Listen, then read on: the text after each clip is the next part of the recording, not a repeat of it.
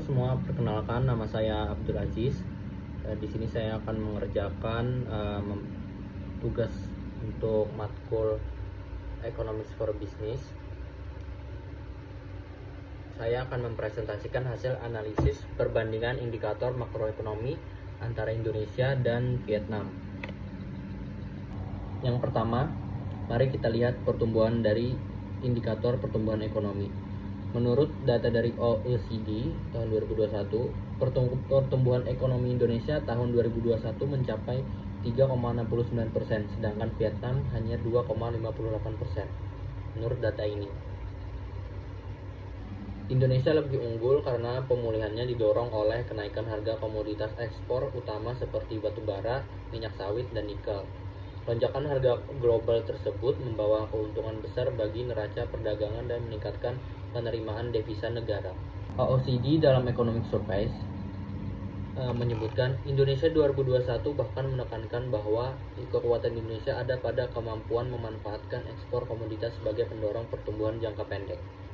Sebaliknya, Vietnam lebih lemah karena ketergantungan pada sektor manufaktur yang sangat rentan terhadap goncangan eksternal. Saat pandemi, ekspor elektronik, tekstil, dan garmen mereka terganggu akibat lockdown dan hambatan rantai pasok.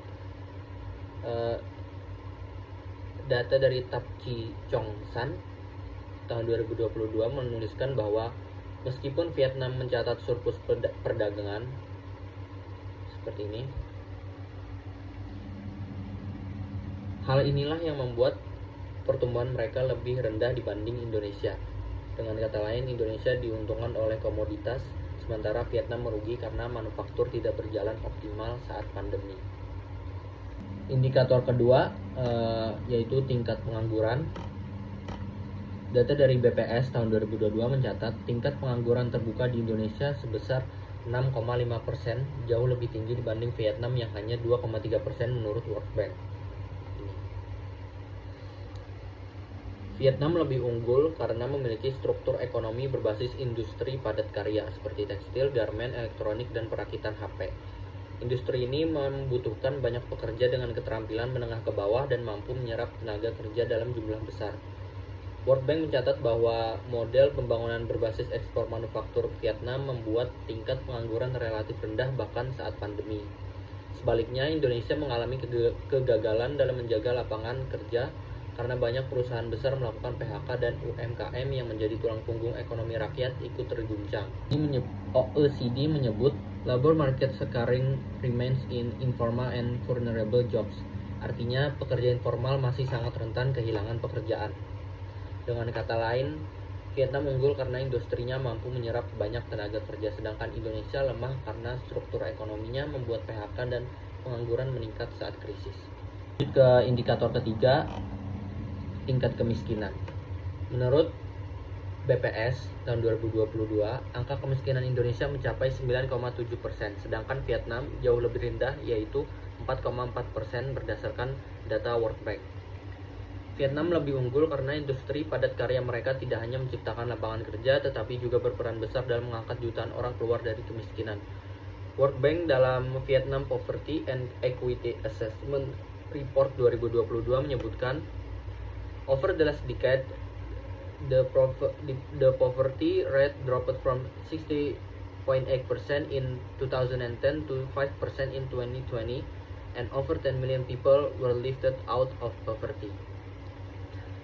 Ini menyebutkan keberhasilan Vietnam dalam mengurangi kemiskinan secara berkelanjutan. Sebaliknya, Indonesia menghadapi tantangan serius berupa ketimpangan regional dan dominasi pekerja informal. Tingginya pekerja sektor informal membuat banyak rumah tangga rentan jatuh kembali ke garis kemiskinan ketika terjadi krisis. BPS juga menekankan bahwa kemiskinan lebih terkonsentrasi di wilayah perdesaan dan Indonesia Timur, sehingga program pengentasan kemiskinan tidak merata. Dengan kata lain, Vietnam berhasil menurunkan kemiskinan lewat industrialisasi dan ekspor manufaktur, sementara Indonesia masih gagal menurunkannya secara signifikan karena ketimpangan wilayah dan rapuhnya pekerja informal. Dari 3 indikator utama tadi, kita bisa simpulkan bahwa Indonesia unggul dalam pertumbuhan ekonomi berkat ekspor komoditas, tetapi Vietnam lebih unggul dalam penyerapan tenaga kerja dan pengentasan kemiskinan. Keunggulan Indonesia lebih ke jangka pendek, sedangkan Vietnam dapat menyerap kuantitas banyak masyarakat sehingga membuat negara bisa menanggung lebih baik untuk menghadapi krisis atau kemiskinan. Mungkin itu saja yang dapat saya sampaikan. Terima kasih.